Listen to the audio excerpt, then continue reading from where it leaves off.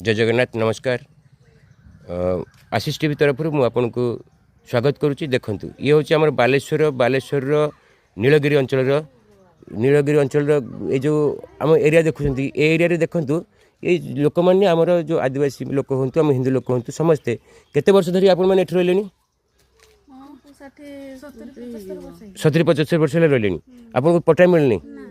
देखूँ आमर बांग्लादेशी आसी बांग्लादेशी अन्य माने ख्रीस्टान होता लोक से आसिक पाई जाऊँ पट्टा 8 वर्ष 5 वर्ष 3 वर्ष भितर किंतु 25 वर्ष गोटे सरकार थिला से शासन कला किंतु एमान को देखो ये 60-70 वर्ष रही आम हिंदू लोक मान प्रति केते अत्याचार अन्याय देखो से आज पर्यंत पट्टा पाई ना। आपड़ ये केते घर रोज प्राय 35-40 घर आप 50-60 वर्ष ऊर्ध रही पट्टा खंड मिलना।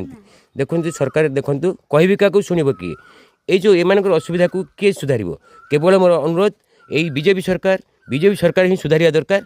मु समस्त एमएलए एमपी एवं आम मुख्यमंत्री एवं प्रधानमंत्री को अनुरोध करी जो मो कथाटा कह क्या शुणव किए एमानकर अन्याय अत्याचार एमानकर जो असुविधा होची एमानकर जो भितर जो कष्ट होची सेटा को सुधारिब किए आपण मानक मोर विनीत अनुरोध एटा को आपण शुणते एवं दयाकोरी विषय किछि विचार करंतु। जय जगन्नाथ कह क्या शुणव किए।